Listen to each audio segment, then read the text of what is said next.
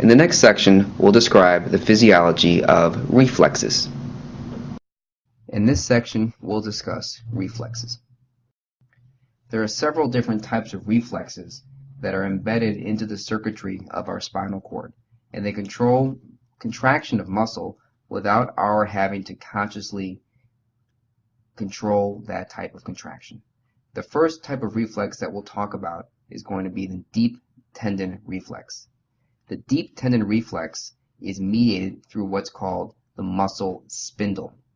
The muscle spindle is shown here on the right side of this figure. It is the football-shaped organ within the muscle that's shown on the right.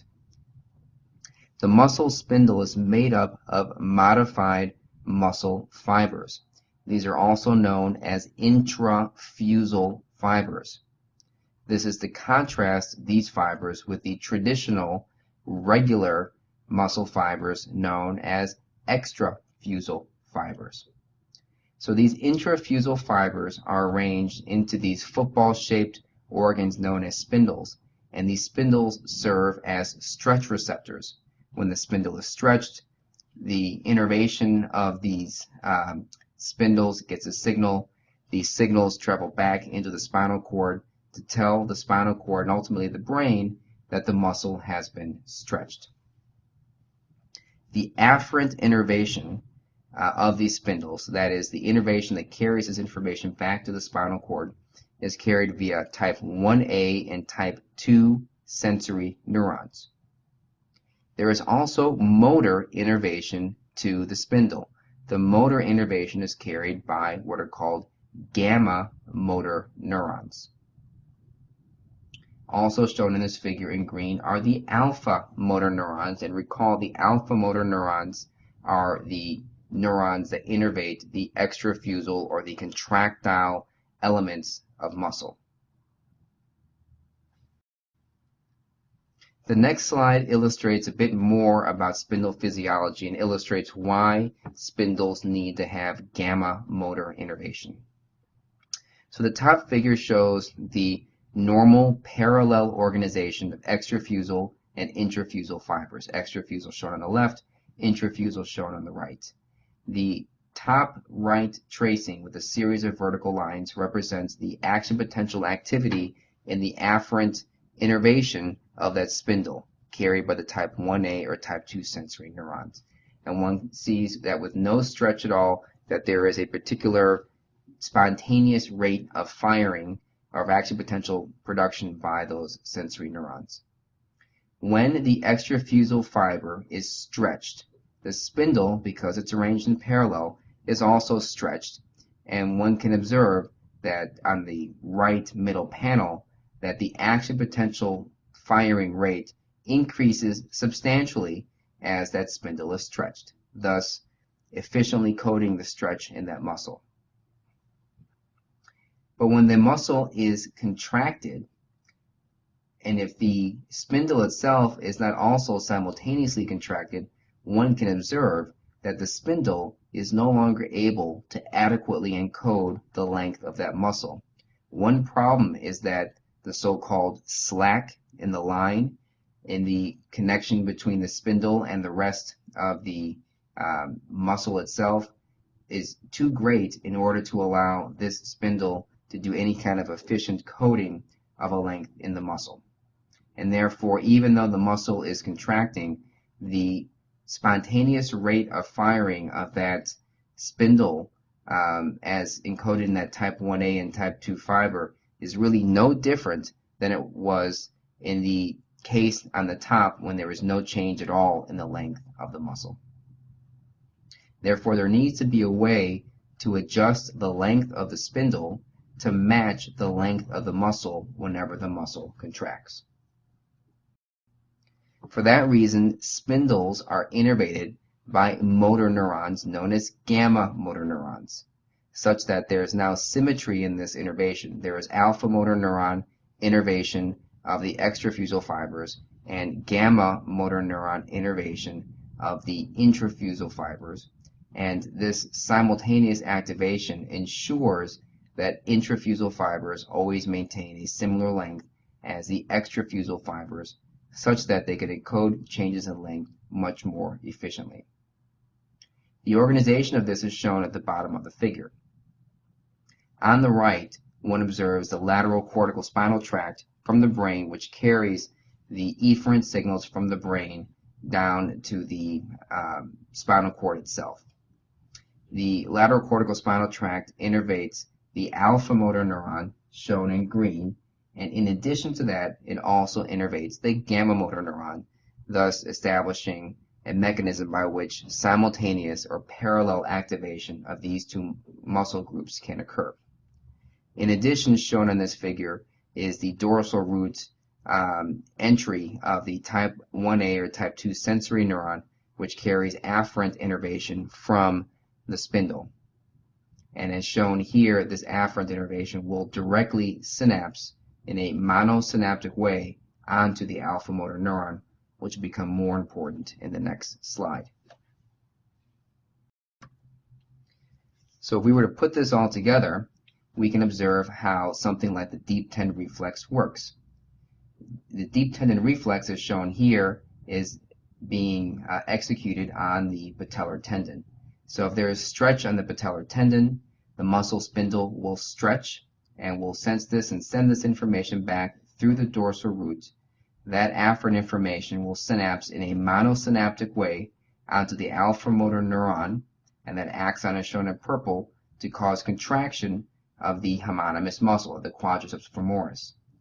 In addition, a branch from that axon will synapse on an inhibitory interneuron to cause relaxation of the antagonist muscle, shown here as the hamstring, to allow relaxation and adequate extension of the knee in order to get that muscle back to its original length. This is a monosynaptic deep tendon reflex. One point about the biology of these intrafusal fibers is that there are two different types of intrafusal fibers. Remember, these fibers are made up from the fusion of multiple other cells, therefore they have multiple nuclei, and the nuclei can be arranged in different ways. They are nuclear bag fibers, which have all the nuclei bunched together in the middle, and nuclear chain fibers. Both of these fibers are found in muscle spindles. The majority of them are nuclear chain fibers, and there are some slight differences in the way that they are innervated. The type 1A afferents innervate both nuclear bag and nuclear chain fibers, whereas the type 2 afferents primarily only innervate the nuclear chain fibers. Both sets of fibers receive gamma innervation.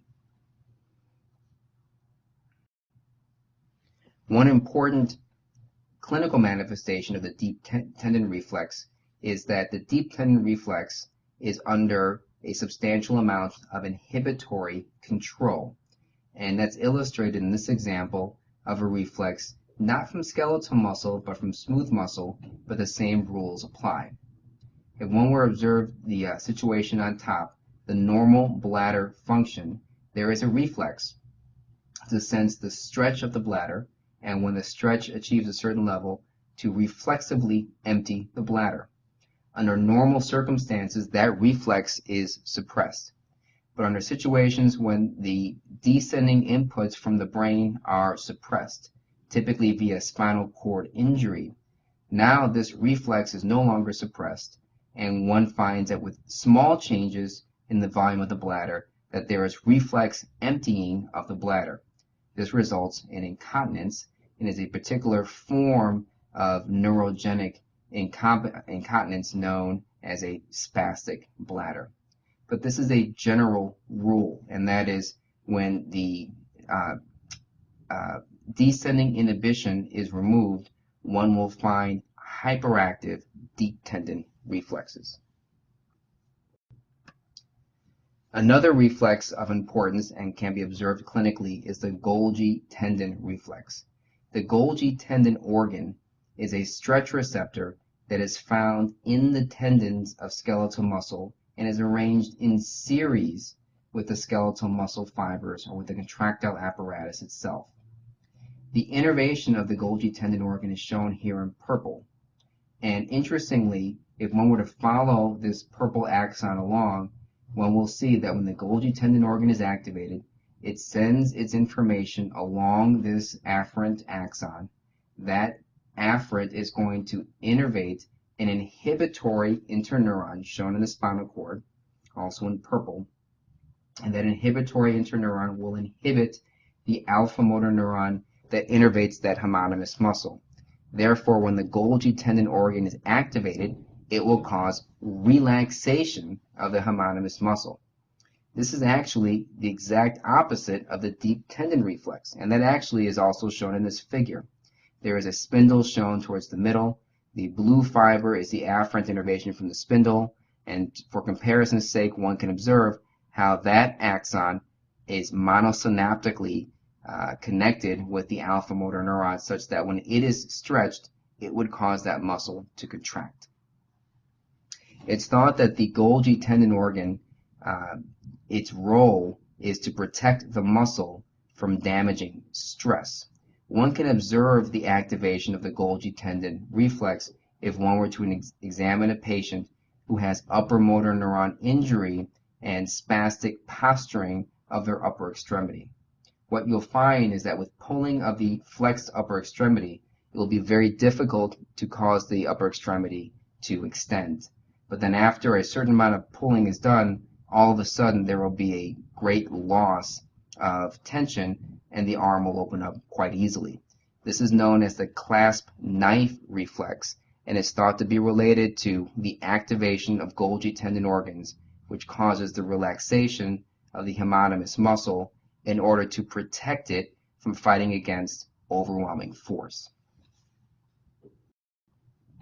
And the last reflex we'll talk about involves a bit more integration, is often called the cross extensor reflex, and it's a reflex that allows us to rapidly escape from a noxious stimulus while maintaining our balance. So in the case shown here, if somebody was walking along and stepped on a nail, that painful noxious stimulus will be sent to the spinal cord. There are projections to the alpha motor neurons of the homonymous or of the contralateral side to allow that leg to escape the noxious stimulus. And that would involve activation of the flexor muscles of the leg. So you would activate the hamstrings, for example, to flex the knee, and you would also activate the musculature to flex the hip to allow yourself to escape that noxious stimulus. However, that's not enough. One also has to maintain posture via the extension of the contralateral extremity, and that's done through the crossing fibers that are shown in the diagram of the spinal cord shown on the top right.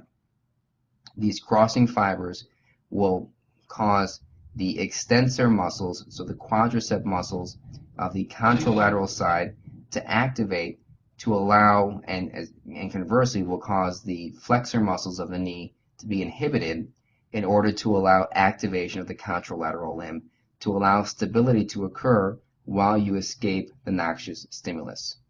It's important to recognize that all of this circuitry is built into the spinal cord, and all of this reflexive movement occurs without our conscious control. This concludes our discussion of the physiology of reflexes.